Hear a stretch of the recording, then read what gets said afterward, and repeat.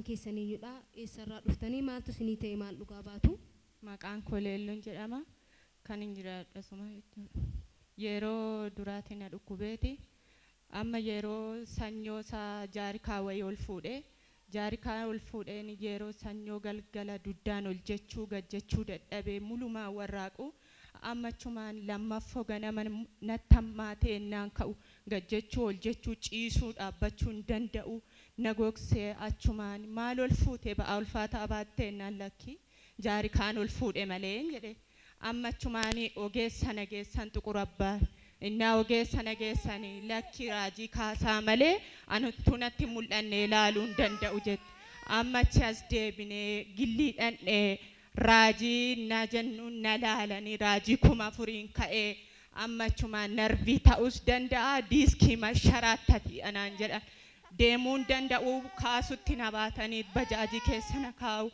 amma chumaan raajii sana ka'ee qoricha sasiin qabnu ani gara biraatti riivarii na godhani gilliidhumatti riivaricha sana baanneen na dhadhu namichi kana hojjetu hin jiru boruu 50 keessaa dhufuu danda'a yennaan akkana deebine riivarii sanas deebifnee na qayyaran amma duunis sa'aatii 12 wayii ta'ee daa'ima gakoo gateen bulu yoon du'e nan du'a malee amma mana waaqayyoo nageessaa hin seenu alamaaramisi jedheeta sa'aatii 12tti na baatanii na fidanii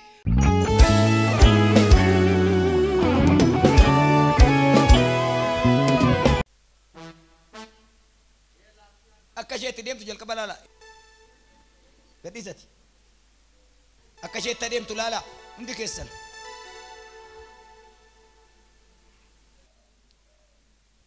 argitanii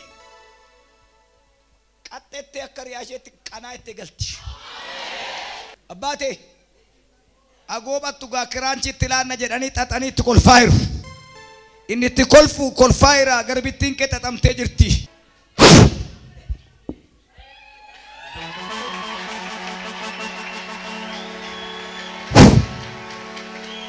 Yes, there we go. Cut. Hallelujah.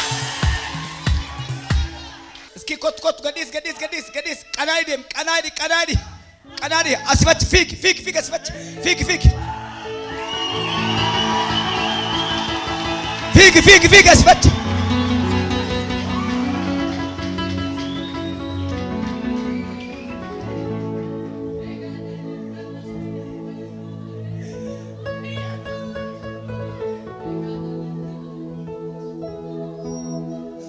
Imma konsi wajjin godhadha Yesuus fayyisaa waa'ee koosii nan mariisisa hundumaa dhiisee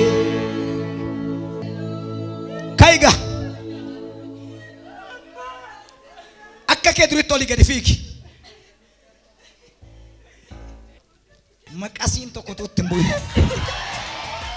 kottu dandeessee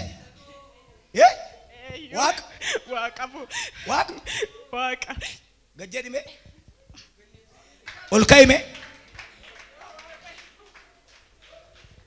Chittan ilaalee bira darbe olola mandaraa sanyisi keessaatu barbaadama kan jedhe samiirraa achumatti hangatee bira darbe olola mandaraa sanyisi keessaatu barbaadama kan jedhe samiirraa achumatti hannisee bira darbe olola mandaraa sanyisi keessaatu barbaadama